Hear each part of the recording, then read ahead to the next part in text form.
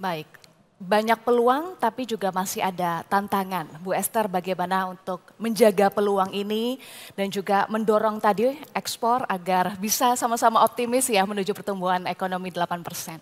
Ya, saya sepakat dengan Pak Peter, Pak Beni, Pak Rifki dan Pak Faisal ya. Jadi kalau kita selama ini ya mempunyai target pertumbuhan ekonomi 8% gitu ya. Itu komponen yang dominan, mesin pertumbuhan ekonomi yang dominan ini tidak bisa dari konsumsi rumah tangga saja, tetapi harus dari ekspor dan investasi. Nah, tadi Pak Peter sudah mengemphasize ya bahwa yang namanya pertumbuhan ekonomi itu baru di kontribusinya dari ekspor hanya 10 sampai 15%. Nah, lalu bagaimana kita bisa tumbuh 8%? Nah, ini adalah suatu keharusan. Kenapa kita harus tumbuh 8%? Karena kita sejak tahun 93 sudah 32 tahun kita itu dalam middle income trap gitu ya.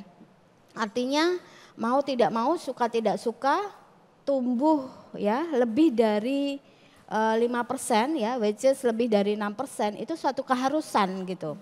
Nah, kalau kita punya target pertumbuhan ekonomi 8%, artinya berarti kita harus melakukan yang tidak normatif ya. Karena selama ini kita normatif, pertumbuhan ekonomi hanya dominantly didorong oleh konsumsi rumah tangga. Nah, sehingga ekspor yang harus digenjot, ini caranya gimana? Yang satu ya, pertama adalah diversifikasi produk ya. Karena kita ini mainly ya based on komoditas ya, seperti sawit, batu bara ya, kemudian karet gitu. Nah, saya sepakat nanti kalau Pak Rifki ya bisa mendorong industri aircraft ya.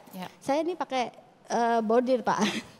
Ini caranya saya mendorong ya industri aircraft ini supaya lebih berkembang. Karena kalau ada demand berarti kan ada tenaga kerja yang dipekerjakan gitu. Nah, yang kedua diversifikasi pasar ya. Sekarang kita mainly ya pasar kita dari Cina ya dan US. Nah, kalau kita pengen diversifikasi pasar tidak hanya ke Cina dan US, maka yang harus dilakukan adalah cari pasar-pasar baru. Nah, misalnya kita optimalkan ya FTA yang sudah kita kita kantongi gitu. Jadi jangan sampai FTA itu malah kita jadikan pasar. Ya, mereka menjadikan pasar di Indonesia. Kita harus terobos itu. Nah, untuk bisa menerobos produk Indonesia, bisa menerobos pasar-pasar tersebut, maka yang harus dilakukan adalah transformasi ya dari industri manufaktur biasa ke industri hijau gitu. Karena most of them they demand ya sustainability certification. Jangan sampai nanti kalau Pak Rifki ya pengen ekspor batik gitu ya. Pewarnanya dari kimia, tidak sustainable, tidak ada standarnya. Wah, nggak bisa masuk. Jadi harus ada yang namanya conduct ke sustainability standard. Nah, yang ketiga kita punya APBN ya. Fiskal kita tidak hanya fokus pada bagaimana ya konsumsi ya ke aktivitas-aktivitas ekonomi yang bersifat konsumtif.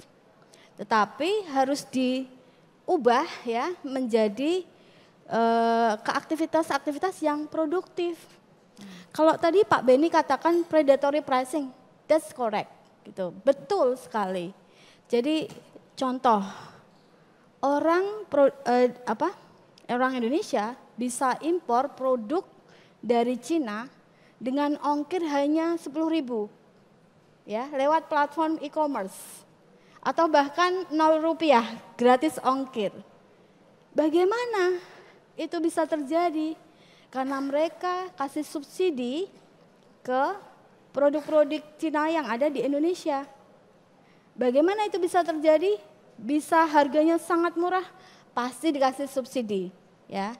Jadi bisa menembus. Yang penting itu penetrasi pasar dulu. Baik. Nah, harusnya seperti itu, Mbak. Terima kasih. Baik. Jelajahi cara baru mendapatkan informasi. Download Metro TV Extend sekarang.